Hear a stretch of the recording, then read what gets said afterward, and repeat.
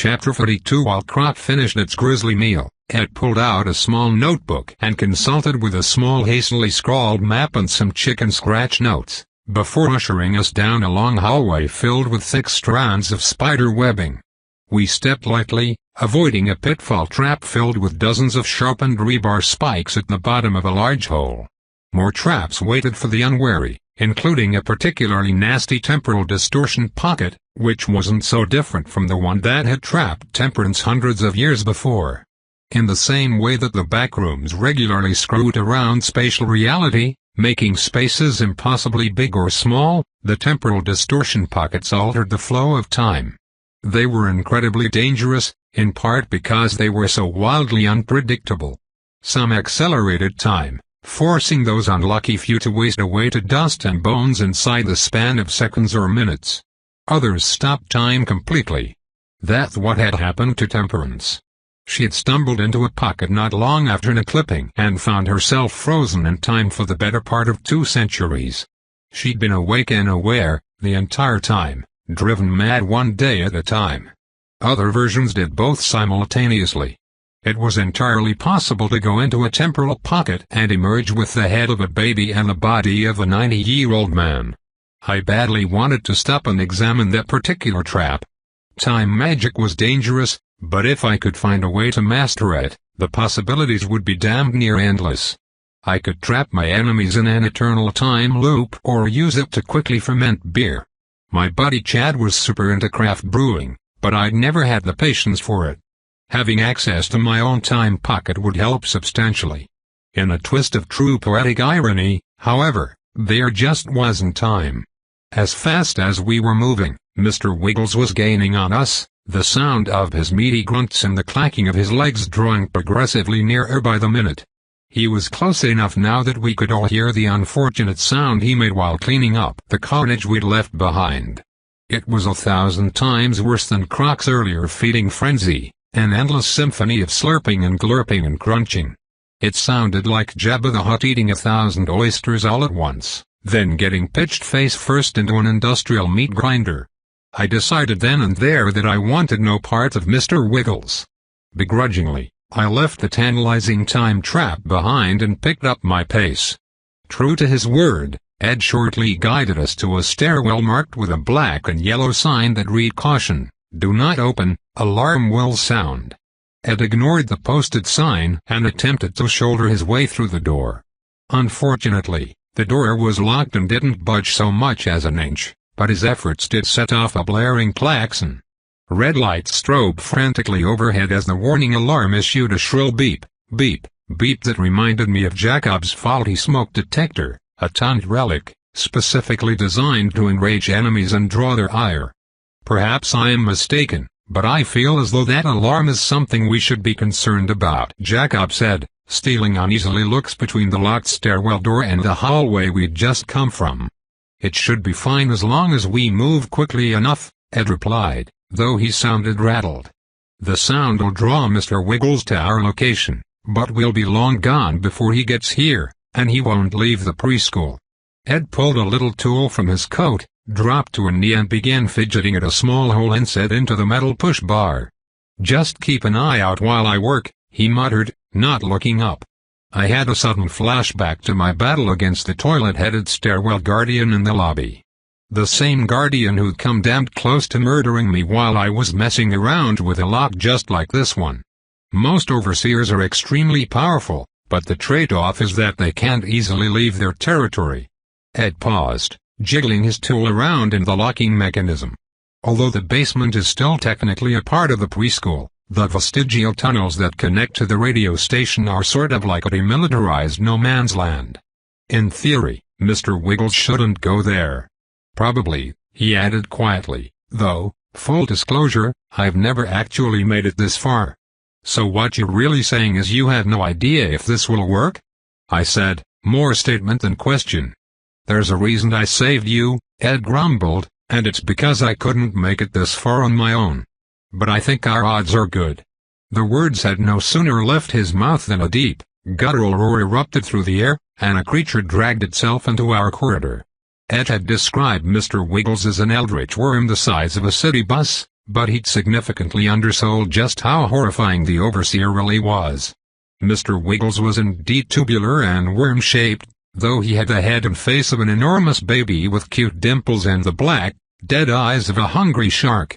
Its circular, funnel-shaped mouth was large enough to swallow me whole, and ringed with descending rows of jagged teeth. Its vast bulk filled the entirety of the hallway from floor to ceiling and wall to wall, and it crept toward us on hundreds, or even thousands, of arachnoid legs all working in tandem. In addition to the insectoid legs protruding from the creature's stomach, a writhing mass of baby arms also sprouted from its elongated torso. Tiny hands helped pull the dweller forward, grabbing onto the walls or lighting fixtures for additional leverage. Dweller 0.240340A, Mr. Wiggles, Preschool Administrator, Level 40. Oh, kids grow up so fast, don't they? One minute they're precious, adorable little bundles of joy, just cooing and giggling and vomiting all over themselves, and then you blink and they're 60 feet long, covered in 10,000 limbs, and defy human understanding or comprehension. While most of the itsy-bitsy swarmlings who inhabit this place either meet grisly fates or survive long enough to evolve into the Timmies and Tammies that roam Sunnyside streets, Mr. Wiggles represents a rare alternative evolutionary path. When an especially gluttonous swarmling is a little too successful in murdering its kin, it grows so large that it can no longer physically leave the hatchery, and thus Mr. Wiggles is born. As successive generations of swarmlings hatch, Mr. Wiggles continues to eat and grow, accumulating both physical mass and levels at a sickening rate. Interesting fact, if you chop one of these guys open, you can tell how old they are by counting the rings of accumulated toddler gristle, just like trees, but grosser. Fuck me sideways. A level 40 overseer. Aside from the flayed monarch and the boundless wanderer, who were both basically deities, Mr. Wiggles was officially the most powerful creature I'd had the misfortune of stumbling across. We had some seriously nasty spells in our arsenal, but I doubted that all of us combined would be able to put a dent in this thing. Still, it was worth a shot. As my dad had often said, you never know what you're capable of until you try. True, he'd been talking about starting another get-rich-quick scheme, one that involved flipping power tools from the flea market, but the point was still valid.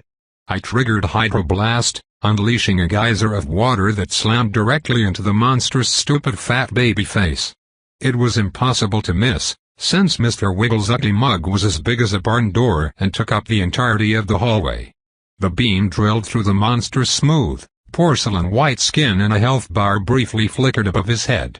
The health bar was 3 or 4 times longer even than the freakish adult sunny-sitters, and it seemed Mr. Wiggles shared some of their impressive regenerative abilities. Still, my attack was slowly whittling the creature's HP down. Then Mr. Wiggles opened its mouth and started bawling, the sound high-pitched and frantic, tears flowing down its fat cheeks. You've been afflicted with the waterworks aura. Holy shit, you monster. How can you even think about hurting an innocent baby? You should feel ashamed of yourself. Hydro-fracking blast cannot be cast against this target for 5 minutes. What the hell? How was that even remotely fair? Ed was right, there really was no fighting this thing. The best we could do was run and hope Mr. Wiggles didn't continue to chase us, but the problem was running wasn't much of an option. We were in dead-end corridor, hemmed in by walls. And now that Mr. Wiggles filled the entirety of the hallway, backtracking wasn't a viable option. There was a classroom door, positioned about halfway between us and the slowly encroaching dweller, but at best that would only buy us a few extra minutes. The only way forward was through the still locked door that Ed was fucking around with. We need to stall it. I yelled at the others. Buy us some time and see if you can't slow it down. This thing has a way of neutralizing offensive abilities, but maybe crowd control spells will work. With pleasure, Temperance said, already grinning. She squared her shoulders, thrust both hands forward and activated puritanical chains. Ghostly blue chains exploded from the floors and walls, their huge ethereal hooks sinking deep into the blubbery rolls of Mr. Wiggles' flesh. Those hooks would hold the monster in place, but they didn't deal any direct damage. Not by themselves. Jacob had a similar crowd control ability called quantum entanglement, which likewise conjured a field of dancing quantum strings, capable of temporarily rooting an enemy target in place. Mr. Wiggles let out a mewling noise as he fought against the dual spells. For a long moment, I thought the magic would hold. Then, jagged cracks appeared in the spectral links of Temperance's chains. Those cracks grew and spread, forming large zigzagging fissures. Then, all at once, Temp's chains and Jacob's quantum strings just vanished. Dispelled as another message flashed in the corner of my eye. Mr. Wiggles has activated All Pass, dispelling all movement inhibiting ability and effects for the next 5 minutes. You should know better than to pick a fight with an overseer inside its own lair, Dofus. Damn it. Not only could we not slow this pale turd down, Mr. Wiggles was actually picking up steam, moving faster and faster like a locomotive coming up to full speed. He was less than 50 feet away now, and we were quickly running out of time. What the hell is taking so long? I shouted at Ed, still keeping one eye on the encroaching Mr. Wiggles. Picking one of those locks isn't exactly rocket science. It's stuck, he growled in reply. I've picked locks just like this one a dozen times, and I've never had this kind of issue. It might be magically reinforced, he admitted after a moment. A magic lock. That gave me an idea. Move. I shoved him aside and took his place in front of the door.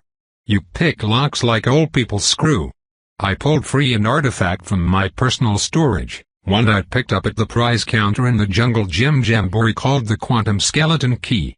The key only had 3 charges, and though I was reluctant to burn one here, I was even more reluctant to discover what the inside of Mr. Wiggles' digestive tract looked like.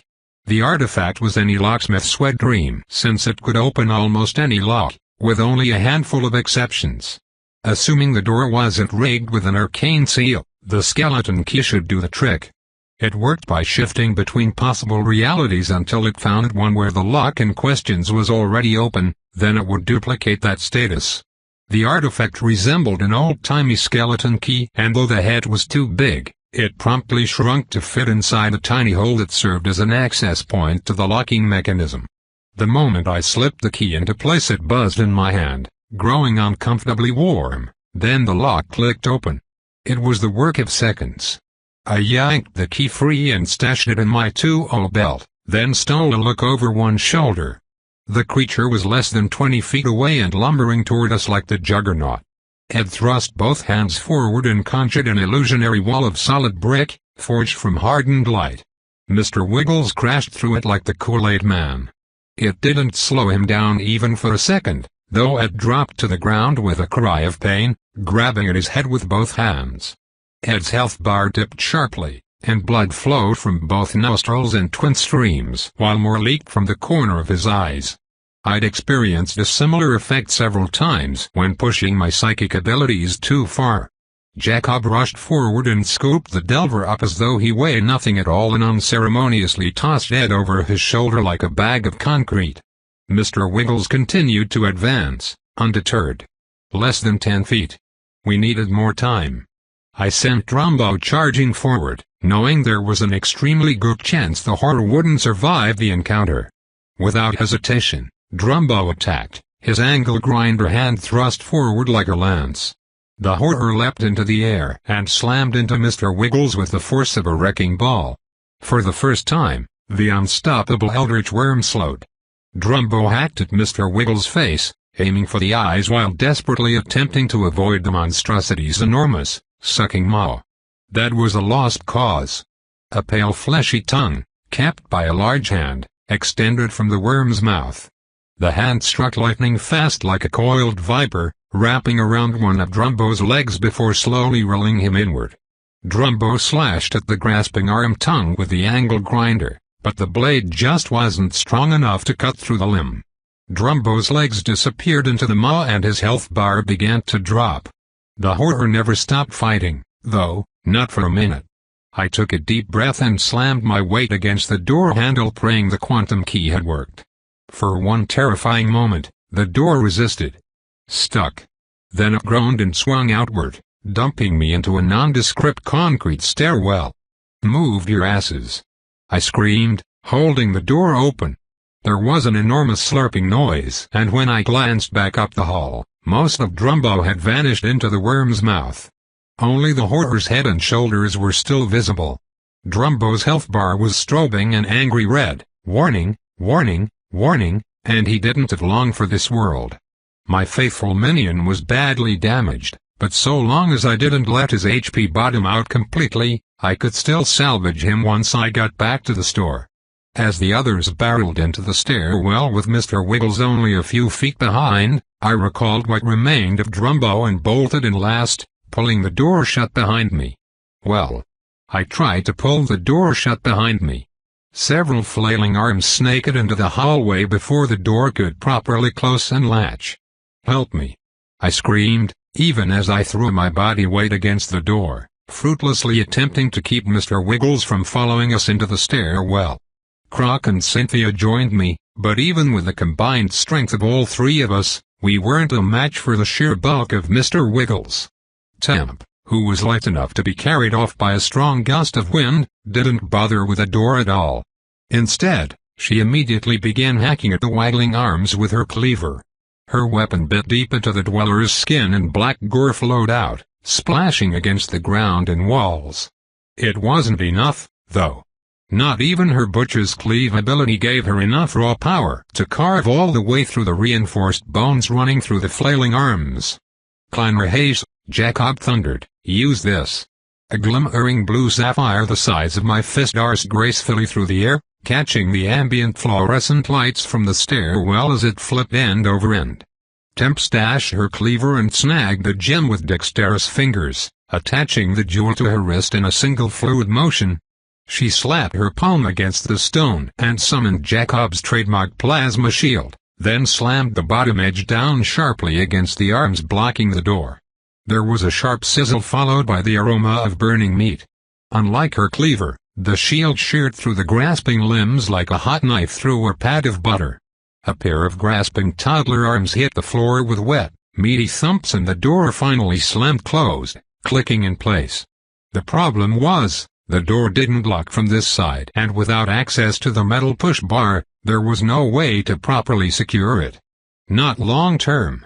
It was possible we could jam the thing, but I had my doubts.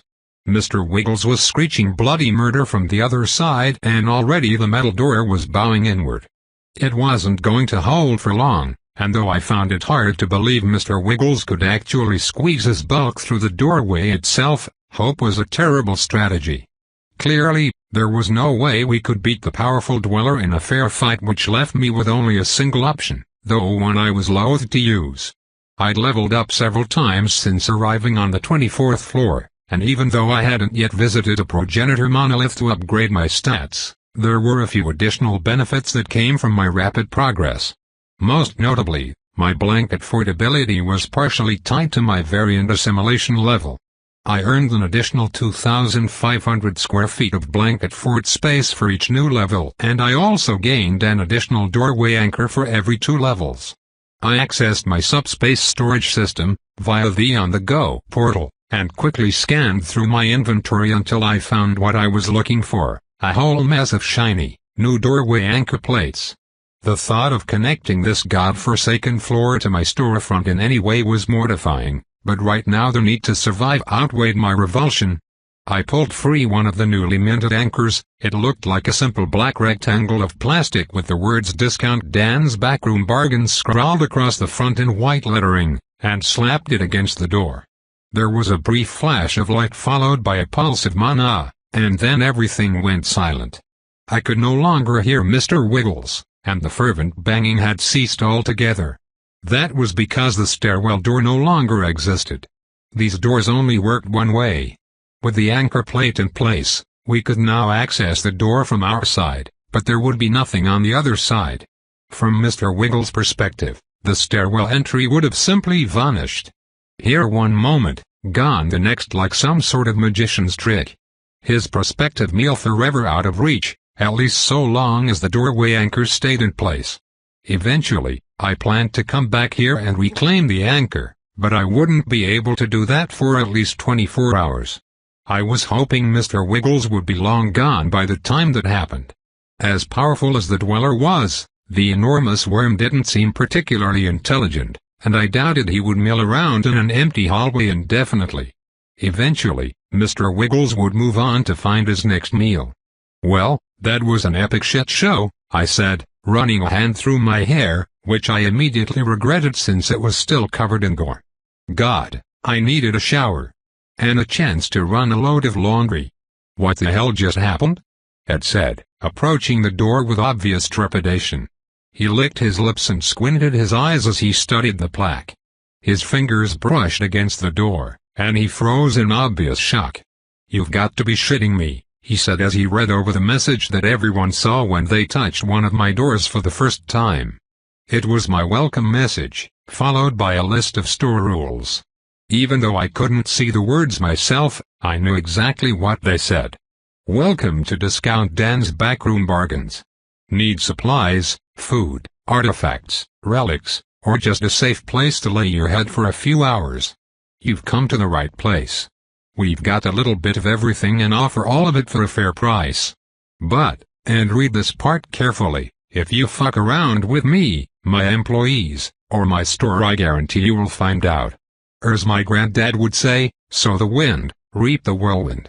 This is a neutral space, so whatever problems you have with other delvers or dwellers, that shit stays outside my store. Follow the rules and you'll be fine. Don't and you're gonna regret it. Don't steal, or I'll dropkick your ass into the sun. Don't harass store employees. Seriously. They will end you. Don't damage store property or I will personally feed you to the mobile murder muncher in a loot arcade. Don't be a dick. You might be surprised how far not being a dick will take you in life. Discount Dan's is neutral territory. All are welcome here, except for the aspirants of the Skinless Court. All aspirants of the Skinless Court can go suck an entire bag of dicks. Discount Dan. Well shit. Despite my best efforts to keep the store a secret, it seemed the cat was officially out of the bag. Chapter 43. For a long tense moment, Ed just stood there, frozen, with his hand pressed against the door. Then he gave it a little shove and it swung outward, even though the door had swung inwards only moments before. Just another quirk of the doorway anchor system. Gone was the gore-spattered preschool hallway with its squishy pink floor and eyeball-studded walls. Gone was Mr. Wiggles, the eldritch horror, who would no doubt put in a few special guest appearances in my nightmares over the days and weeks to come. Gone was the entirety of the 24th floor. In their place were well-stocked aisles, bright cheery lights, and the warm chatter of voices as delvers shopped. Some poor, unfortunate soul was attempting to haggle with Tony Puff about the price of an uncommon relic, while a handful of disheveled, shell-shocked delvers congregated near the concession standing, eating greasy slices of pizza and mounds of nachos. A line of howlers waited patiently for their turn at the laundry room, chatting quietly as they sipped on sodas or munched on snacks. The store, even as weird as it was, looked vibrant, lively, and safe. After spending a day or two in the dystopian nightmare that was Sunnyside, it looked like paradise. An oasis in a barren and merciless desert. I could only imagine how much more intense it would be for Ed, who'd been stranded on the 24th floor for 40 years. I couldn't see his face, but his shoulders were slumped, and his body shook gently. I got the distinct impression that he might have been crying. "Hey, you okay, man?" I asked, approaching slowly with one hand outstretched. Without warning he tried to step through the entryway but found an invisible barrier barring his way. He stumbled back, clearly confused, then reached out with one trembling hand. Once again, his fingers bumped against the invisible barrier, denying him entrance. I wasn't surprised that he couldn't get through. Although the doorway anchors primarily acted as entryways to the shop itself, they also let me set restrictions on who could or couldn't enter the store. Using the inbuilt admittance credentialing system, I could deny access based on a wide variety of factors, including gender, age, faction affiliation, educational level, and previous or current medical conditions. Hell, I could discriminate based on shoe size if I wanted, too. The system was almost infinitely customizable. I'd permaban all members of the Skinless Court for obvious reasons, but there were a few additional restrictions. No dweller could enter the store without a system exception, and the only one who could issue those was me. Those infected with blight were, likewise, shit out of luck. I wanted to help people, but I couldn't risk having my store contaminated by the deadly contagion. I'd also instituted a level cap to keep overpowered delvers from waltzing in and murdering everyone before the store's defense system could eject their asses. The cap was currently set to 30. Ed was level 34. Ed, you okay, man? I asked again, this time placing my hand gently on his shoulder. He spun and batted my arm away in a single motion. Get your goddamned hands off of me, he snarled, leveling his Colt and pointing it right at my face. You've been lying to me this whole goddamn time. The words burned with anger and acquisition. You could have left whenever you wanted to. I knew you were lying to me. Woodstock told me not to trust you. He screamed, spittle flying, gun shaking in his fist. She said I shouldn't trust you. Said there was something off about you. I glanced at the bird still perched on his shoulder. I'd heard the parrot say a grand total of about 20 words, and almost all of them were derivatives of "I'll kill you with fire." Maybe there really was more to the bird than strictly met the eye, or maybe Ed was exactly as crazy as I'd assumed from the get-go. Either way, right now I was in danger. We all were. He was unraveling in real time, and even with the gains I'd made, he was still at a higher level than I was. I should have listened to her, Ed muttered, shaking his head. He had a crazed, wild light in his eyes. Should have listened to my own gut instinct. He let out a bitter laugh, as sharp and ragged as broken glass. I've just been so lonely. Do you even know what that's like? To be by yourself for 9 years. 9 years with no one to talk to but a bird? His voice wavered, and his jaw trembled as tears welled up in his eyes, threatening to spill over. That's how long it's been since I've seen another human being. 9 fucking years. He slapped his face with his free hand, the sound startlingly loud in the silence. I should have known it was too good to be true. Dumb, dumb, dumb, he scolded, each word punctuated with another slap. It's not like that, I started to say. Shut up. He roared, cutting me off before I could even finish. I don't want to hear any more of your bullshit. I bet Dan isn't even your real name, he spat. I bet you're one of them, aren't you? With Beacon. His breath came in short, ragged gasps, and it was clear he was having a panic attack. I should have known. Should have seen it coming. They're everywhere.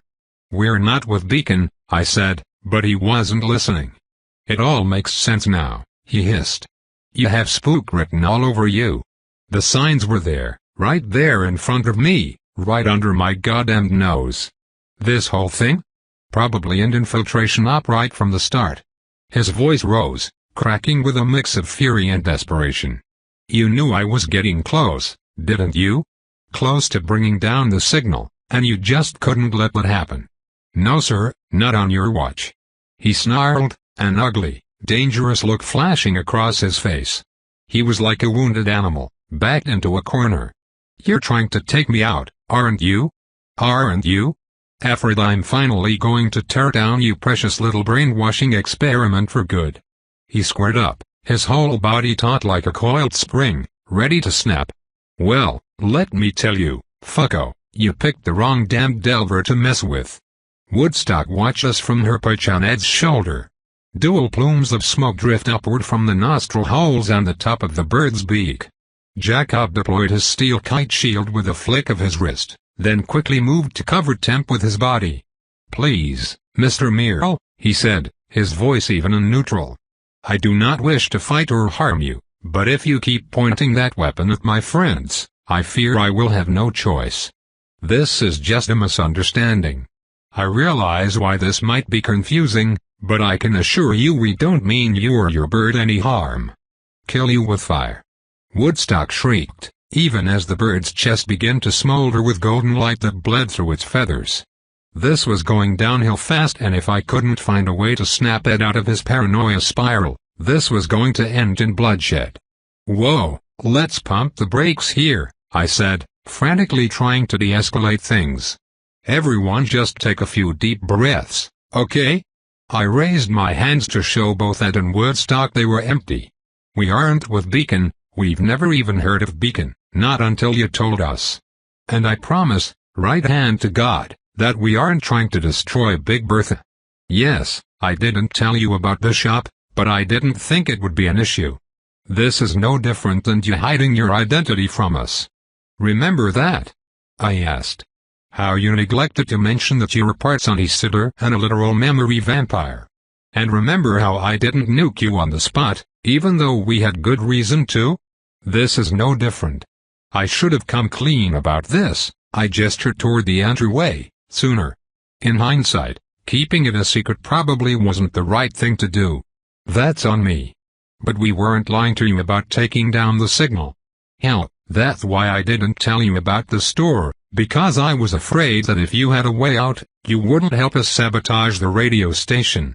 That, at least, seemed to give Ed a long moment of pause. No, he muttered to himself. That doesn't make sense. Why would you even care about taking down the signal if you already have a way out? His voice was uncertain, as though his ears might be playing tricks on him. The math doesn't math, he finally declared. There's gotta be another angle. Some other reason. What's in it for you, huh? And don't even think about lying this time. He tapped his temple with the muzzle of the gun. I'll know. I always know. And I swear to Christ, I won't hesitate to kill every last one of you sons of bitches if try to pull one over on me again. So think real hard about your next words. I considered the question and tried to decide how much to tell him. The truth was, I still didn't know much about this guy, and his real-time descent into madness didn't instill much confidence. Then I thought about Croc. Friends don't lie to each other. The words skipped through my skull like a stone over a still pond. Despite the legion of metaphorical red flags Ed was waving, I liked the guy. He seemed earnest. Maybe I was being naive and stupid, but I needed friends and, as I learned with Croc, lying wasn't a good way to start any long-term relationship. Besides, better naive and stupid than bitter, jaded, and suspicious of everything under the sun. That's how you ended up like Ed. I had no desire, whatsoever, to end up like him. Alone in the world with all my secrets and no one to share them with. Because we're not trying to find a way out, I said, we're trying to find a way to go deeper, and the only way we can do that is to pass through one of the kiosks on this floor. Specifically, the fireworks kiosk that was near that barbecue you saved us from. The one surrounded by that army of Kyles and Karens? Ed grunted, his brow furrowed. That's the one, I confirmed with a nod. He absently kicked at the floor with the toe of his combat boot. I don't get it, he said after a few seconds. Why is some random kiosk so important to you? I mean, what's the angle? I fail to see how a glorified vending machine is going to help you delve deeper into the back rooms. Unless there's something you're not telling me. You ever heard of the kiosk network? I asked, instead of answering his question directly. Most delvers who've lasted as long as I have know about the network, he replied, jerking his head in acknowledgement. And the first thing you learn is to stay the fuck away from them if you want to keep on living. I've seen what lives in those kiosks. Seen the things that crawl out when you stick your nose where it doesn't belong. They are not as bad as Mr. Wiggles back there, he hooked his thumb over one shoulder, but they are close. Real close. You dick around with those things, and you're signing up for a one-way trip to the bottom of a shallow grave. Yeah, well, what you might not know, I said, is that the kiosk network can be used to traverse floors just like stairwells. In some ways, they are even better than stairwells. And so long as you have one of these, I flashed my kiosk club card temporary tattoo, the dwellers inside the kiosks will let you pass. That fireworks kiosk, though, it's extra special. It's a special gateway that'll take us all the way down to the 49th floor.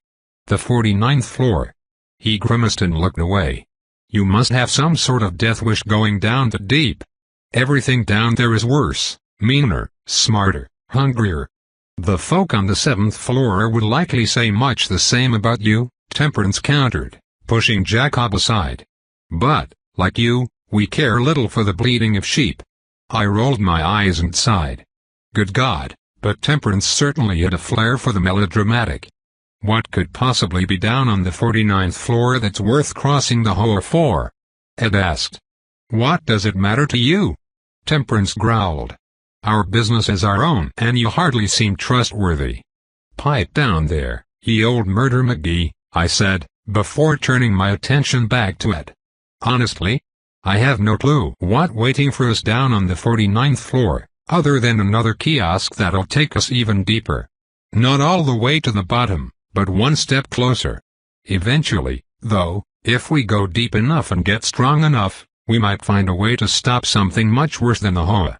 A mean old son of a bitch who calls itself the Flayed Monarch. Ed turned white as a sheet and the color drained from his face.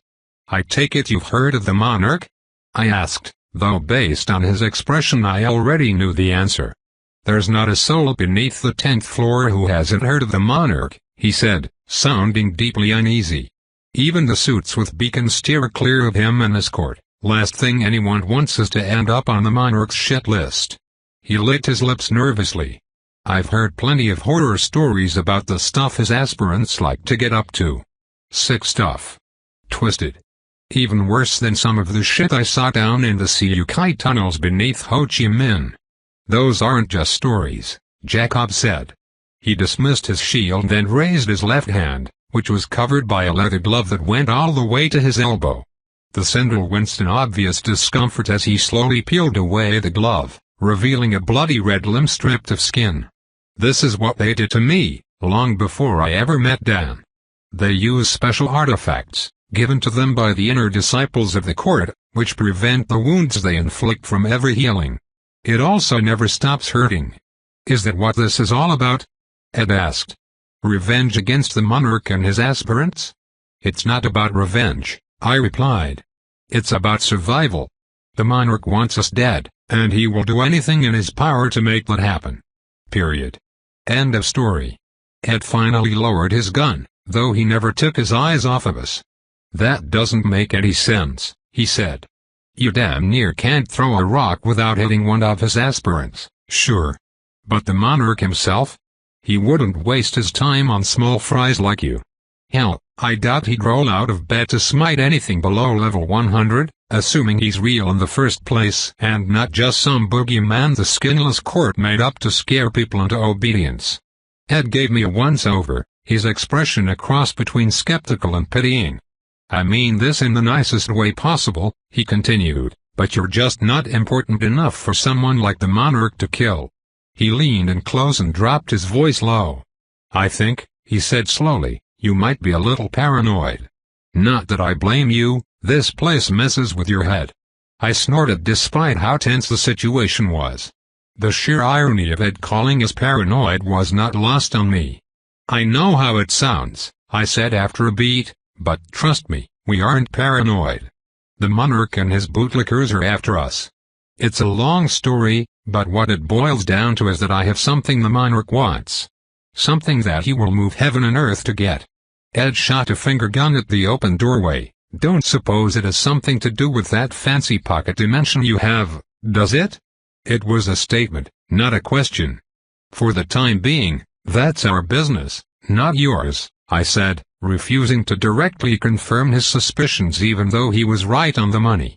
The point is, he is gunning for me and my friends, and he won't stop until we're dead. No, it's worse than that, Croc said. The Monarch doesn't just want to kill us, he wants to destroy what we are trying to build. The mimic looked at Ed with its giant goggly eyes. You said this floor used to be a safe harbor? Well, that's what Dan's store is. A safe place for good people in a world where nothing is safe or good. Look through that door. Croc padded over to Ed then dropped down beside him. Those are the people we're trying to save. Croc bobbed his nose toward a pair of kids who were playing in what remained of the toy aisle. That little boy there's named Sammy. He's 8 and he was born in the back rooms. Him and his sister, Lucy, both. They live in Howler's Hold, which is a safe harbor on the 7th floor. They lost their dad during a supply run 3 years ago. A sandworm ripped his legs off and he bled out on the spot. They couldn't even recover his body for a proper funeral. Those kids have never seen the outside world, and the only thing they've ever known is danger. Until Dan. Until us. Until that store. Now their mom can get food and supplies without risking her life to do it. Croc gestured at Baby Hands, who was busy mopping up a spill near the concession stand. See that weird monster made out of basketballs and stuff? His name is Baby Hands, and he's my second best friend in the whole world, just after Dan. He's not human, but he's a good person, and that's all that matters inside Discount Dan's backroom bargains. There was a terrible bleating shriek as Princess Pony Puff hurled a soda bottle at a customer in the checkout line. "What about her?" Ed asked. "I suppose she's a bastion of goodness, too." "That's Princess Penny Puff," Croc replied, "and, if I'm being completely honest, she has some deeply concerning anger issues. She also likes to watch me sleep and might be summoning a dark god in the supply closet. I mean, I can't prove that last part, but the evidence is certainly there. Even with all her faults, though, Pony Puff is still loyal, and I think her heart is in the right place. Or possibly hearts, I'm fairly certain she has more than one." The dog frowned and shook its head. "That's why we need your help," I said. "That's why we want to take down the signal. Your Hoa serves the monarch, and it's been tasked with keeping us away from that fireworks kiosk, to prevent us from going any deeper. The only way we can get past all of those Kyles and Karens is to take down the signal. Now, I understand if you don't want to help us, which is why I'm willing to make you a deal," I continued, already regretting the words. "We've already made it through the preschool, so assuming you're right about these tunnels, we're basically in the home stretch. Just give me Big Bertha, show me how to work it, and I'll let you leave right here and now. I'll remove the restrictions on this door, and you can be off this floor in 3 steps." "You're lying," Ed said flat out, though he sounded reluctantly hopeful. As a show of good faith, I pulled up the admittance credentialing system and changed the level cap restriction from 30 to 40 right then and there. "No bullshit," I replied, shaking my head. "See for yourself." Ed squinted, studying me carefully, then reached out once more for the doorway. The invisible barrier was gone and his hand passed right through. Instead of darting into the store, however, Ed let his hand drop as he considered his options. Eventually, he pulled the door shut with a begrudging sigh. "You really think I'd abandon this mission?" he said softly, staring at each of us in turn. "I've been working on Big Bertha for damn near 15 years. 15 years. Taking down the Hoa isn't just some passing hobby, it's the culmination of my life's work. This bastard of a level has killed more of my friends than I can count, and I've spent every waking moment figuring out how to make things right. How to undo all the damage those door donkeys at Beacon caused with the Nexus Pulse." His jaw tightened in resolve. "You couldn't pay me enough to walk away from this. Not when I'm so close to the finish line. I'll see this through until the bitter end, no matter what it costs me," he said grimly. "Once it's done, once the signal is finally down for good, I'll leave this place behind and figure out what's next for me in Woodstock. But until then..." He shook his head. "I'm not going anywhere." He paused, then frowned, tapping his temple as if recalibrating his thoughts. "Though I mean that figuratively. I'm not abandoning the mission, but practically speaking, we'd be idiots not to take this chance to restock. Charging ahead for the sake of dramatic flair. That's plain old stupid." He stood a little straighter, his tone shifting to something almost casual. "Truth is, I'm badly in need of supplies, and I haven't visited a monolith in the better part of a year. I've got stat points to spend, and we need every advantage we can get if we are serious about taking on the Hoa. And..." he trailed off. "And I'm also pretty sure I saw a bag of Doritos." A wistful look washed over his face. "I haven't eaten a Dorito in longer than I can remember. There's a good chance we're all going to die, and I intend for several bags of Doritos to be my last meal." Chapter 44. Deciding to make a quickish pit stop before continuing on to the radio station, we left the stairwell behind and returned to the glorious splendor of the store with its perpetually stocked aisles and real human customers who weren't going to transform into eldritch horrors at the slightest rule infraction. I took a deep, calming breath and felt tension drain from my shoulders. After the aggressive normalcy of Sunnyside, seeing the howlers in their colorful furry suits was actually a comfort. They were still weirdos, but they were my weirdos. I felt strangely protective of them all. These were my people, and I'd face down 1,000 demon preschoolers to keep 'em safe. We turned Ed loose and let him wander freely like a kid in a candy store, though I tasked Baby Hands with keeping an eye on the men, just in case. Although I believed Ed would be true to his word, he was still an incredibly powerful Delver who was also extremely paranoid and packing heat. Thankfully, he wasn't hard to track. Woodstock had come along for the ride, and I could easily hear the bird threatening to kill people with fire from across the store. Camo Joe stopped us on the way back to my private quarters with a status report. Though we'd only been gone for 2 days or so, we'd already had multiple attempts by aspirants to waylay our customers as they were either entering or leaving the storefront. One team of aspirants was roaming floor 3, attempting to create a blockade, while another was kicking around in the lobby, killing new Delvers indiscriminately. It seemed the skillless court was mobilizing in earnest and getting more ballsy by the day. These attacks were going to get worse before they got better, though, thankfully, the doorway sentinels were proving to be rather effective countermeasures. Turned out, my horrors had temporarily driven off the first group and killed one of aspirants from the second group. Camo Joe handed over a backpack filled with recovered relics for me to sort through. I should have felt guilty about the death of the aspirant. That was a real person, after all, but I didn't. As far as I was concerned, that asshole had it coming. Instead, I felt a small pang of regret about removing the cold-blooded murderer title from my SBR. Since the Sentinels were my minions, I passively received experience for any kills they made. The cold hard truth was that Delvers gave great experience, and if I'd left the title in place, I would have made twice the gains. I aggressively shoved that thought away before it could take root in my mind. I wasn't going to let this place turn me into a monster. Not even if it killed me. While Ed shopped and presumably gorged himself on bags of Doritos, Temp, Jacob, Croc, and I headed back to my room to talk over our game plan and distribute the relics we'd picked up from the floor so far. We had a metric shit ton, courtesy of the Swarmlings, but it turned out Jacob had also somehow managed to acquire a bunch from the Kevins and the Cathys we'd exterminated at the cookout. When I asked him about how he'd managed to pull that off, the Sendril had offered me a thin smile. "Better time management," he said matter-of-factly. "Surely you must have noticed that I didn't dispatch nearly as many of the Sunny Sitters as the rest of you? That was because I spent just as much time looting the corpses. As you might say, Dan, I had a gut feeling that we would need to make a rather expeditious withdrawal. I didn't want to leave empty-handed, so I raided every corpse I could get to." He laid the relics out in a neat row on my table. There were 18 in total. "Some of these came from the dwellers who I killed," he said, struggling with the word. It wasn't hard to guess why.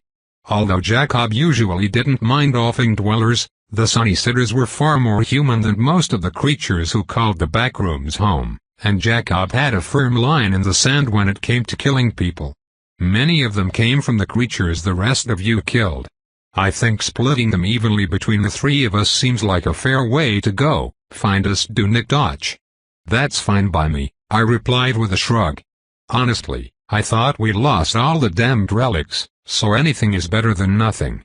We played paper, rock, scissors to see who would pick first.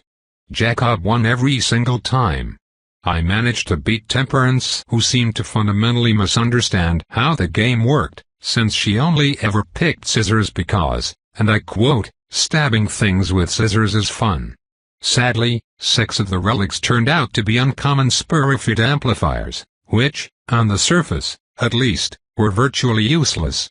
We split those evenly, 2 apiece, then divvied up the rest of the haul, with Jacob getting the first pick of the lot. Several were relics we'd seen before, including lawnmower wind blades and whiskey fists, 1 additional eldritch hair tonic and another feral hairball. The rest, though, were shiny, new, and unequivocally badass, all except for a relic called Flesh Melon. It was new, sure, but disgusting beyond imagination. It allowed the caster to temporarily transform uncooked human flesh into succulent watermelon for easier and more palatable cannibalism. It's messy, it's horrifying, and it tastes, well, surprisingly okay, assuming you can stomach the whole eating a person. But it's technically a fruit now thing. There were also 2 rare Great Charbroiled Inferno relics. Unlike many of the other relics we'd picked up from floor 24, these granted a mana-fueled spell ability without also tacking on some horrifying and permanent body modification. While active, it temporarily turned the caster's arm into a makeshift blowtorch, which dealt significantly more damage than my original Baby Burn relic, without any of the awful side effects, mainly setting yourself on fire while using the ability. I knew Ed had that relic equipped, and I suspected Woodstock probably had the same spell tucked away in her spatial core as well. It would certainly explain a few things, including the bird's unnatural fixation with death by Inferno. We also picked up 2 Neighborhood Watch relics, another ability listed in Ed's SBR overview. One version resembled a pair of binoculars, while the other was just a bright orange road guard vest with a badge that reads Safety Patrol in garish, reflective letters. Despite differences in appearance, both served as passive navigation abilities, helping the user detect hidden enemies, traps, and potentially useful items. Essentially, it was a watered-down version of my own Spelunker's Sixth Sense. However, there was one small bonus. The longer the user stayed in a specific quadrant or sector, the stronger the ability became, eventually granting small passive bonuses to teammates. I had no use for something like that, and, as far as I knew, both Temp and Jacob already had their own navigation relics. They'd be perfect to sell in the store, however. There was literally no better ability for a new delver, fresh in from the lobby. As Croc had pointed out more than once, hostile dwellers weren't the most dangerous part of the backrooms, not by a long shot. The monstrous creatures may have been the most terrifying and aggressively violent part of the backrooms, but approximately 60% of all new delvers were killed by traps or environmental hazards. Countless more perished thanks to starvation or dehydration, lost and alone and stranded in some closet without any hope of finding resources or safety. Neighborhood Watch would help with that. The last 3 were all rare grades. The first was a stamina-based passive called Eldritch Resilience, which offered many of the same perks as my Burger Baron Crown. Resistance to psychic attacks, minor protection against fear-based effects, and immunity from most sanity-draining abilities, such as Gossip Circle, which was another of the new relics we'd picked up from the Sunny Sitters. It was a particularly nasty mindfuck spell, and it also happened to be yet another of Ed's core abilities. Gossip Circle. Rare relic, level 1. Range, area of effect, expanding. Cost, 1 mana a minute. It turns out that in a neighborhood war, no weapon is more powerful than gossip. Imagine all the petty rumors from a suburban home meeting, cranked up to 11, worming their way into your brain on a never-ending loop. With just a whisper, you unleash a wave of malicious gossip that slithers into your enemies' heads, planting seeds of doubt, betrayal, and deliciously sweet paranoia. At first, they just start side-eyeing each other. Then it escalates. Fast. The longer you keep this relic active, the wider the area of effect grows, and the juicier those rumors become, until your enemies are ready to throw hands, or kitchen knives, or Molotov cocktails, at anyone nearby. Especially that bitch, Kelly, who had the sheer audacity to tell Stacy that Paul slept with Erin during the company Christmas party. I'm going to gut her like a goddamn trout. Best of all, Gossip Circle is dirt cheap to cast because, let's face it, starting rumors is practically free, and it's what we in the biz like to call a sanity cracker. Leave it running long enough, and it'll grind down mental stability into a fine, powdery dust. Just like the dust the government probably sprinkles all over your food to give you early onset cancer. Soon, your enemies will be reduced to paranoid wrecks, consumed by suspicion, turning on each other, and, if you're lucky, maybe even taking themselves out of the fight completely. The relic was powerful, but also dangerous. Insidious, even. Gossip Circle was basically weaponized paranoia, and because it could be perpetually running in the background, there was no telling how much damage it could do over time. Idly, I wondered if that's what had happened to Ed. Had he unwittingly been the victim of this relic before eventually claiming it for himself? That seemed like a strong possibility, though 9 years of isolation could probably do that even without the help of magic. The last relic, Mutable Persona, was a powerful, personal illusion spell that allowed the user to alter their physical appearance in some rather astounding ways, and it specifically paired with the Spirit Amplifier relic, which all the Sunny Sitters had equipped. Curiously, the mana cost was even lower than Gossip Circle, almost as though the spell was designed to be run around the clock. It wouldn't let you look like a horse or enlarge yourself to the size of a city bus, but so long as you more or less maintained the same basic form and shape, the sky was the limit. Facial features, skin coloration, height and weight, even the sound of your voice. With this skill, Jacob could appear to be human if he had a mind to, or Temperance could assume the guise of a Sandriel. Croc could actually look like the dog it had always wanted to be, while I could adjust my clothes, so I didn't look like a hobo living behind the dumpster outside of Home Depot. Of course, it didn't actually change the way you looked. Just the way other people saw you. In total, I walked away with 2 more of the Spirit Amplifiers, 1 more Whiskey Fists, 1 Neighborhood Watch, which I planned to put up for sale, Mutable Persona, and 1 of the Charbroiled Inferno relics. Not a bad haul, all things considered. And that wasn't even accounting for the loot I'd taken off the swarmlings. Once we finished sorting through everything, Jacob politely excused himself, bound for the pharmacy, while Temp took off to check on Wraith. She wanted to make sure Jackson and the rest of the roomkeepers hadn't caused any new problems while we'd been gone. I dispatched Croc so it could go grab some celebration froyo and pay a visit to the Howler kids. The Mimic had promised to tell them about our adventures. That seemed like a terrible idea to me, since our adventures were horrific, but the dog was so excited that I just couldn't bring myself to rain on its parade. I took a few extra minutes to sift through the relics Kamo Joe had given me, searching for any hidden gems. Most were standard for a level 15 Delver and were things I'd seen before, Sucker Punch, Basic Kamo Kit, and Warning Bells, but there were a couple of surprises that would be worth adding to my personal inventory. Iron Jaw was a physical passive that significantly boosted toughness and reduced damage from blunt force attacks, while Brick Toss literally let you summon and launch a magical brick at your enemies. Nothing in life hits quite like a brick to the face. I wasn't sure what to do with that yet, but I liked the simplicity of it. Hazardous Chemical Slick was almost exactly like a skill I'd had once upon a time called Slippery When Wet.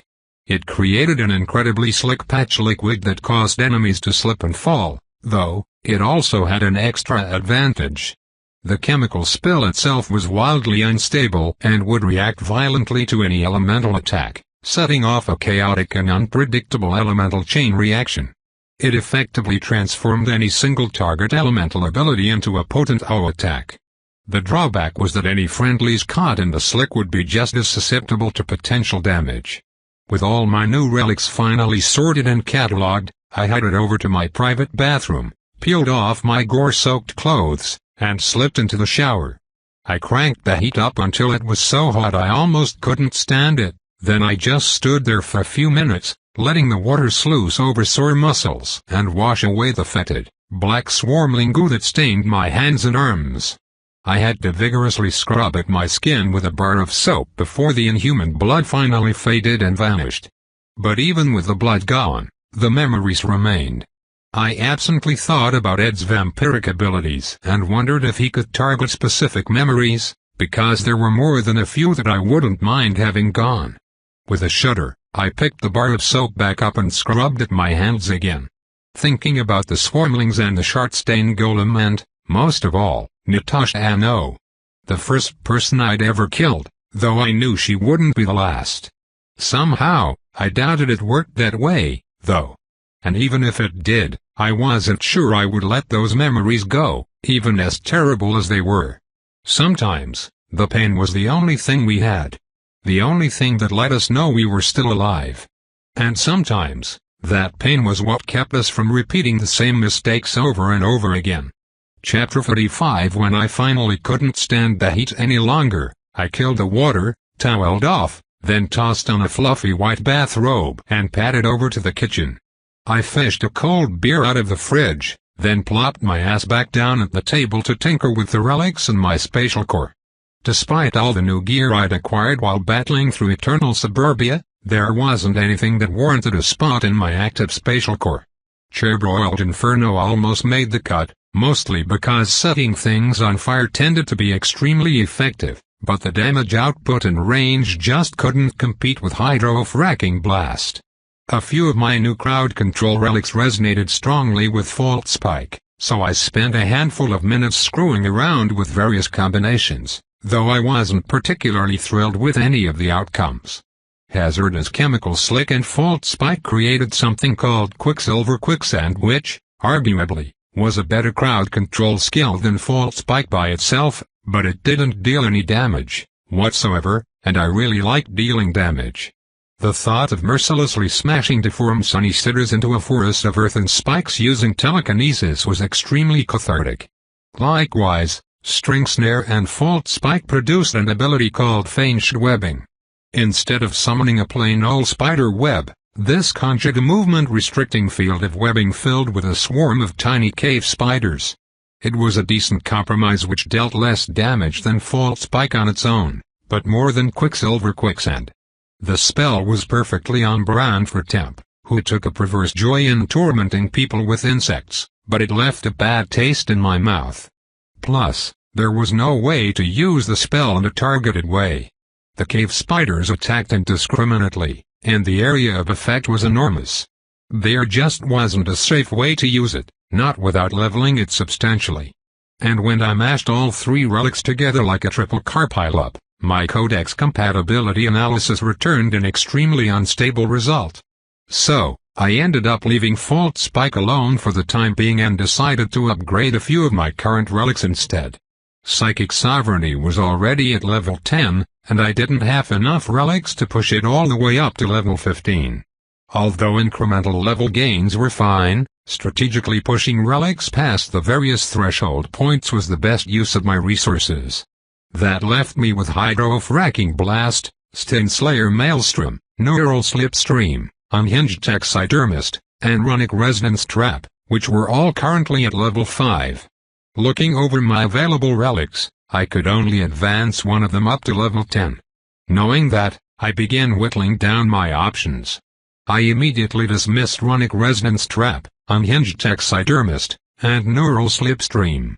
All were powerful abilities, but upgrading those didn't offer much immediate benefit against the threats we faced from the Sunny Sitters. Although Ed insisted that Big Bertha would destroy the signal and deal a permanent death blow to the Hoa, I'd spent enough time in the backrooms to know there was no way it would be that easy. Nothing was ever that easy. I believed that the disruptor would work, but I was fully expecting to fight an veritable army of homicidal Sunny Sitters. For that, I needed more concentrated peel your skin off and ruin your whole fucking weak firepower, which narrowed my options to Hydro-Fracking Blast and Stinslayer Maelstrom. Both were viable choices. Hydro-Fracking Blast was already extremely effective, however, so I wasn't sure that was where I'd get the most bang for my buck. Not to mention, the Sunny Sitters seemed especially susceptible to the corrosive damage of my Maelstrom spell. Considering how many Kevins and Kathys, Timmy and Tammys there were, beefing up my only offensive AoE spell seemed like a good choice. After half an hour of tedious ritual sacrifices, the deed was done and Stinslayer Maelstrom finally hit level 10, crossing the next power threshold. I couldn't help but grin as I read through the updated description. Stinslayer Maelstrom, Pro, Military Grade Cleansing Power. Fabled Relic Fully Tempered, level 10. Range, Line of Sight. Area of Effect, 25 Radius. Cost, 35 mana. Cast Time, 5 seconds. Effect Duration, 1 minute. Cooldown, 30 seconds. Summon a torrential downpour of military-grade cleaning solution that will liquefy your enemies with a chemical compound so powerful and heinous, It's technically banned under the Geneva Convention as a chemical weapon of mass destruction and an affront to human decency. As far as VRD is concerned, that's actually a selling point. Unlike inferior versions, Stainslayer Maelstrom Pro is safe and fun for the whole family. That's right, instead of indiscriminate murder and mayhem, this version offers a targeted cleanse, dealing damage only to enemy combatants. All opponents caught in the splash zone suffer 150 points of corrosive burst damage on contact, take an additional 5 points of chemical burn damage per second, and lose 2 points of mana on 2 points of stamina per second while inside the AO. But wait, there's more. At any point during the duration of the spell effect, the caster may activate the secondary ability, pH Balance, to convert 25% of all damage dealt by Stainslayer Maelstrom into sweet health regeneration for all friendlies inside the splash zone, proving once and for all that cleanliness really is good for the soul. Side effects may include moral ambiguity, terminal regret, or a friendly visit from The Hague. This relic enables mana usage. It was better than I could have hoped for. The cost, cast time, and cooldown had all decreased, though that wasn't the truly impressive part. The single biggest flaw with the spell was that it dealt damage to anyone in range, including my friends. This upgrade removed that problem entirely. Hell, it didn't just remove it, thanks to pH Balance, it actually turned a glaring weakness into a powerful strength. With this I could now melt my enemies and heal my friends all at the same time. Satisfied, I left my room behind and headed down to drop my stained and reeking gear off with the laundry brownies at the spin cycle. I cut to the front of the line, which earned me a few withering glares from the howlers patiently waiting their turn, but fuck it. I'd fought a literal shit demon to free the brownies and annex the laundromat, and what was the point of having my own store if I couldn't get a fast pass for the laundry room? I dropped my clothes off, though. I paused when I saw that the brownies had erected a life-sized statue of me in the corner of the laundromat. It was built from discarded garbage, just like everything else in their tiny city, but the resemblance was unmistakable. A group of 20 or so brownies were crowded around the base of the statue, chanting complex iterations of what the fuck, while others prostrated themselves before the statue in supplication. There was a wide metal altar at the base of the statue, and perched on top were several beer cans and a slice of pizza. My arrival caused a flurry of commotion, and more brownies rushed out from their trash city, clad in red bathrobes that mirrored my own. I squinted then sighed. Not just bathrobes. They also wore jorts, and tiny handmade wife-beaters. Several even had imitations of my paper burger baron crown. Our savior has returned. One of them squealed.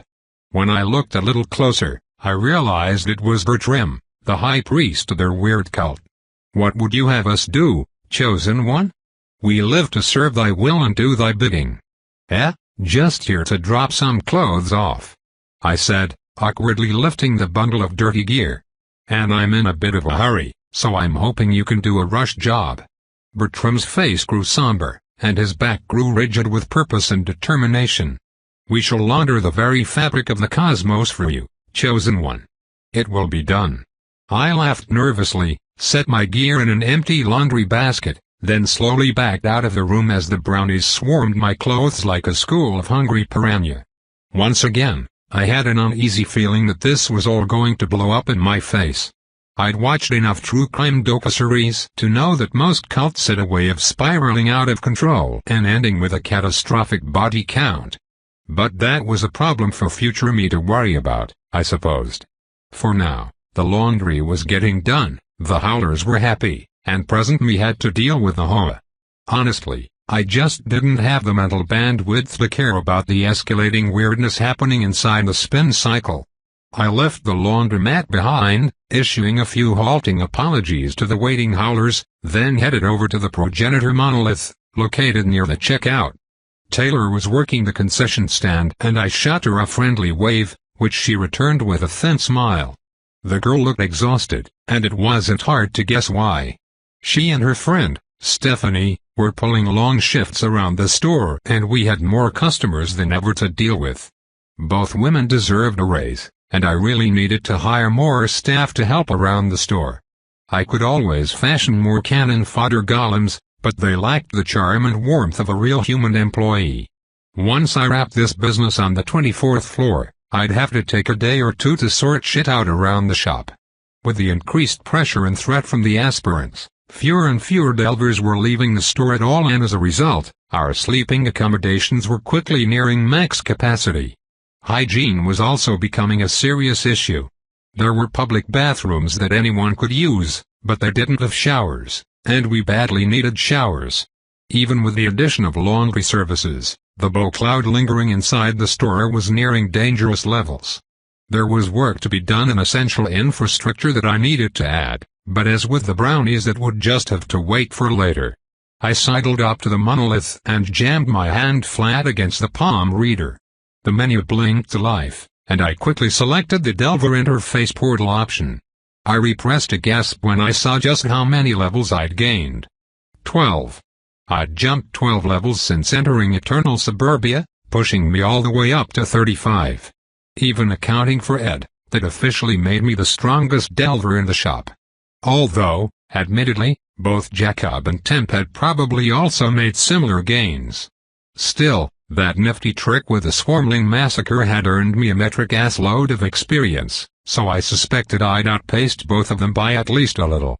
Along with my 12 new levels, came 60 stat points to spend, and I already had a damned good idea what I wanted to use them on. Right, smack dab at the top of the list was grit. Although the crown of the Burger Baron was an invaluable artifact, I'd witnessed the damage that mind magic could do, and I never wanted someone or something fucking around inside my skull again. Not being able to trust your own mind or your own senses was far more horrifying than anything else I'd experienced on the 24th floor. Plus, the crown of the Burger Baron increased my grit by 15%, which meant the higher I pushed my base stat, the bigger the boost I'd get from the artifact. Even though it hurt, I dropped a flat 25 points into grit, making it my second highest stat, after resonance. And, because almost all of my skills and abilities were extremely reliant on mana, I decided to double down and add another 20 points directly into resonance, bringing my base score up to 75. The second I confirmed the choice, a spike of pain slammed into my stomach, and a blinding migraine erupted inside my head. I dropped to my knees, wheezing for breath as white dots danced across my vision. I steadied myself against the monolith with one hand so I didn't keel over on the floor, but for a long moment I thought I might pass out. Mercifully, the sensation didn't last for long, and when it finally faded, I found a new prompt waiting for me. Mana optimization, initialized.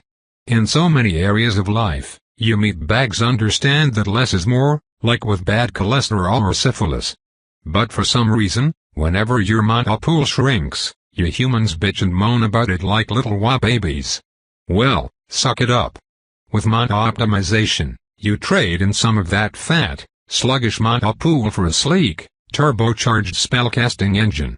Yes, your total mana shrinks a bit, boo-hoo, cry baby bitch, but in return, your mana regenerates faster, spells cost less, and your enemies feel the hurt with every cast.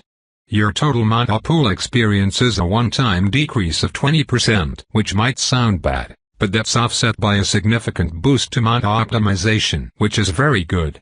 This boost improves your mana regeneration rate, reduces the cost of all mana-based abilities, and increases your total spell damage output and efficiency by 10% across the board. Additionally, for every 5 stat points you invest in resonance, mana optimization increases by 1%, max 50%.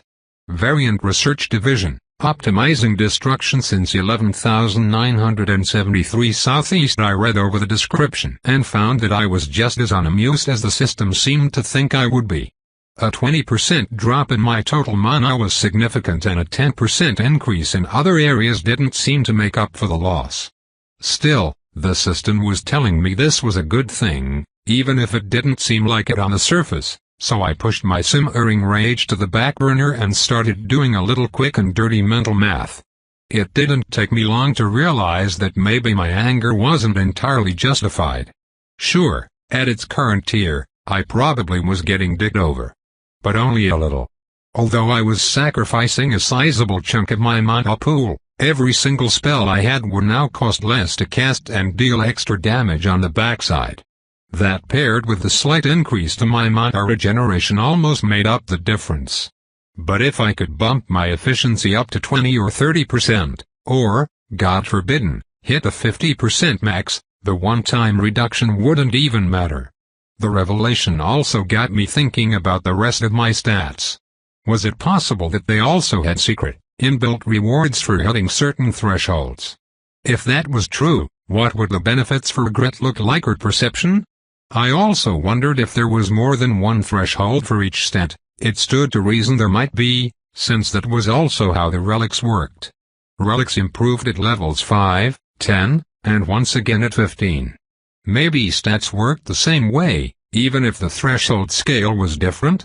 Neither Jacob or Temperance had ever mentioned anything about this, but then it was distinctly possible that neither of them had leveled up any single stat enough to cross over one of these thresholds. Either way, this changed things. As curious as I was, though, I wasn't likely to get answers anytime soon and I still had more points to divvy up. Begrudgingly, I turned back to the task at hand. With both grit and resonance taken care of, I had 15 points left to spend. Perception was invaluable, since it worked with my catacomber abilities to help identify threats and enemy weaknesses, so I added 6 points bringing it up to 30. My preservation score was still extremely low and knowing the blight would only get worse the deeper we went, I opted to tack on an extra 2 points, bringing my score up to an even 10. That left me with 7 points. Part of me wanted to distribute them evenly between athleticism and toughness, but I decided to dump them all into toughness instead. Much as I hated to admit it, I was slowly coming to terms with the fact that I wasn't a tank or brawler. I was the D&D equivalent of a squishy midge. Fact was, being able to physically hit harder didn't matter, but soaking up damage did. Most of my fighting was going to be done at range, but I still needed to be able to survive any errant spells that came my way. With my stats finally taken care of, I turned my attention to my ever-expanding list of titles. I'd unlocked 2 more and needed to figure out which ones to cut and which to keep. Although Toddler Terminator was decent in theory, it was really only useful against dwellers marked with the adolescent and juvenile tag, and the only dwellers I'd ever seen labeled that way were mimics and the kiosk crabs. Under most circumstances, a title like that would be dead weight, but my gut told me the bonus would also apply to the Timmies and Tammies. Hopefully I wouldn't need to kill the children of Sunnyside by the bucket load, but with the soon arrival of the Bleeding Moon, it wouldn't hurt to be prepared. Human Cannonball wasn't really doing much for me, anyway, so I swapped it for Toddler Terminator, though, admittedly, I felt a little guilty about it. No one wanted to be labeled as a baby killer, yet here I was wearing the title like a campaign medal pinned to my chest. This was war, though, I reminded myself, and sometimes in war you had to do things you weren't entirely proud of to survive. As for Domino Rally, I relied heavily on secondary effects like Wild Surge or Gavel of Get Fucked, so anything that increased the odds of triggering those effects, no matter how minutely, was just too good to pass up. After a few moments of careful consideration, I swapped Bloodbath for Domino Rally. Finished, I looked over my updated SBR with approval. Dan Woodridge. Specimen Biotag ID number 038-01-B00R7T569C. Variant Assimilation Level, 35. Race, Human, Archetypal. Current Experience, 132,075. Next Level, 132,500. Personal Enhancement Points, 0. ____________. Health, 98. Health Regen Hour, 6.85. ____________. Stamina Reserve, 54. Stamina Regen Minute, 5.5. ___________. Mana Pool, 157. Mana Regen Minute, 16. Individual Adaptative Stats. Grit, 46, 42 plus for enhanced athleticism, 16. Toughness, 22. Perception, 30. Resonance, 75. Preservation, 10. Spatial core, active. U-ronic resonance trap, level 5. U-fault spike, level 5. R unhinged taxidermist, level 5. R sterilization field, level 5. R existential dread, level 5 fully tempered. F hydrofracking blast, level 5. F neural slipstream, level 5 fully tempered. F Stinslayer maelstrom, level 10 fully tempered. F psychic sovereignty, level 10 fully tempered. Me compass of the catacomber fully tempered. Current titles: passive, punch out, champion, death wish, marked for death, weapon of opportunity, legend in the making, overkill overlord, barracuda in a barrel. E profane purifier, domino rally, toddler terminator. Not too shabby for a general contractor from Cincinnati who'd only clipped into the backrooms less than 3 months before. Or was it 2 months? 4 months? God, time was hard to keep track of here.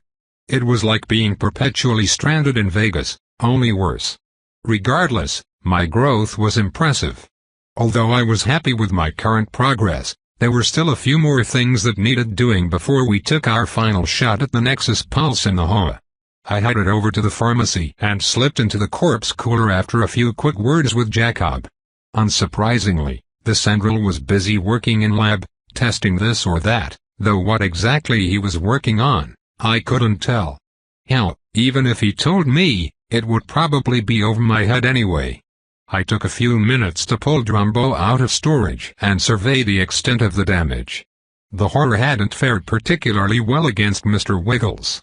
He'd lost both legs below the knees and one arm, though I was happy to see his angle grinder attachment was still firmly in place. I pulled out replacement body parts, gangly legs from the bellhops on 5 and more chitinous crab armor from Kiosk Crabs. I'd grabbed a couple of swarmling corpses as well and attached several arachnoid legs to Drumbo's back. They tensed and curled like the fingers of some enormous hand. After very narrowly losing Drumbo to Mr. Wiggles, I realized I'd grown surprisingly attached to the malformed creature. Both him and Cynthia 2.0. Sure, they were monsters with no real personality, yet they were my monsters and I'd be sad to see them go.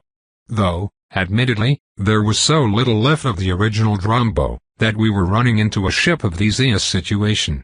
The last thing I needed to do was upgrade his processing power. Mr. Wiggles had badly damaged the uncommon Health Eater relic at Drumbo's core, and though technically it would still function for a little while longer, I had to imagine the horror would be operating at quarter capacity, at best. Luckily, it just so happened that I had several rare great relics that I didn't really want to sell in the store for moral reasons. If I put something like Lawnmower Windblade or Eldritch Hair Tonic up for a sale, someone would undoubtedly buy and use it, and I would wind up feeling both shitty and partially responsible when it ruined their fucking life. The relics were good, though, and I didn't just want to sacrifice them either. That felt like a waste. Using them to help power my horror seemed like a winning strategy all around. With Drumbo laying flat on my operating table, I used the Minion Masher 3D overlay to open the horror up like a frog ready for dissection and pry the old relic from the creature's chest. The relic was so badly damaged that it couldn't be salvaged, so I tossed it out with a sigh, before sliding Lawnmower Windblade into the vacant spot in Drumbo's chest cavity. The relic clicked into place just like changing a set of AA batteries, and the monstrosity blinked its eyes open, then sat up on the table. I was more than a little surprised when Drumbo started to change. His torso stretched and elongated, transforming into the boxy underside of a lawnmower just like the Kevins who called Sunnyside home. Now that was interesting. With a surge of excitement, I banished Drumbo and summoned Cynthia, who looked more like some sort of crustacean Power Ranger than the feline animatronic monstrosity she once had. After seeing initial success with Drumbo, I had the former Lynx crawl onto the stainless steel table and opened her up as well. She was powered by a rather underwhelming passive called Bed Rest, which accelerated health and mana regeneration while sleeping. I pried that sucker free, then popped an eldritch hair tonic. Almost instantly, Cynthia sprouted a trio of wrist-thick hair tentacles that were so long she could use them as legs. Those hair tentacles would not only allow her to move more quickly, they'd also significantly extend her effective reach. And since she only needed 2 of the tentacles to lift herself into the air, I didn't feel at all bad about fusing a circular saw to the end of one of the new hair limbs. Between the chainsaw, the tentacle circular saw, and her crab claw hand, she was now a triple threat. As with Drumbo, I banished Cynthia back into the spatial void, then took a few minutes to raid the corpse cooler for extra body parts. There was a good chance I'd need to repair my minions on the fly, and there was no guarantee we'd be able to make it back to the store. Maybe Ed's paranoia was spreading, but I figured it was better to have it and not need it, than to need it and not have it. Once I'd stocked up on my gruesome supplies, I swung back over to the spin cycle to pick up my freshly laundered clothes. I found them waiting for me, neatly folded and still warm. I awkwardly thanked the brownies, then quickly ducked out of the laundromat before they decided to sacrifice something other than a pizza to my name. Feeling 1,000 times better now that I had clean clothes and a hot shower, I swung by the pharmacy and collected Jacob, then used the dual etheric walkie-talkies to page the others. Temp was in the break room catching up with Ajax, learning all about what was happening at the hold, while Croc was loitering over in the refrigerated section, eating as much froyo as the mimic could shove into its face hole. I told Croc to meet us at the break room, then Jacob and I took off to go find Ed and Woodstock. The pair were sitting in our makeshift food court, the bird threatening anyone who got too close with a violent and fiery death, while Ed stuffed his face with an unreasonable amount of food. Greasy paper plates and balled-up napkins covered most of the table, and from the look of things, he had demolished almost an entire pizza by himself. He was working on the last slice, which was piled high with crushed Doritos, then smothered in liquid cheese from the nacho dispenser. Ed's eyes were bloodshot red, and I had a sneaking suspicion that he'd imbibed a fair amount of weed during our short absence. His snacking habits certainly seemed to confirm my suspicion. Still, when I told him we were gearing up to go, he just nodded, managed to devour what remained of his unholy pizza pie, then quickly pulled himself from the table and brushed his grease-smeared hands against his jeans. "This place is awesome, Haas," he said, blinking slowly. "Once we take down the signal, I may never leave again. Pizza, nachos, hot dogs and snacks that just endlessly refill themselves." He chuckled and shook his head ruefully. "I don't think I was this happy even before a clipping. The entertainment is great, too." "Entertainment?" Jacob asked curiously. I wasn't aware that Dan had added any sort of entertainment. "I'm talking about people watching," Ed replied with a lazy drawl. "The monster thing, Pony Puff?" She just yelled at one Delver so bad that he started openly weeping. It was. He lifted his hand and made the chef's kiss gesture. I laughed so hard I thought I was gonna puke. "She's even meaner than Woodstock, and no one, and I mean no one, is meaner than Woodstock." "Kill you with fire," Woodstock agreed, eyeing the monstrous pony working the register with open admiration. "Do we really have to go?" Ed asked, sounding both sad and resigned, a man on death row, soon bound for the electric chair. I grunted and nodded. "Well," he said, exhaling slowly, "can't say that I'm in any rush to leave, but the sooner we take down the signal, the sooner I can close that chapter of my life forever. Let's make this one count, Chemo-Sab." Tobe continued,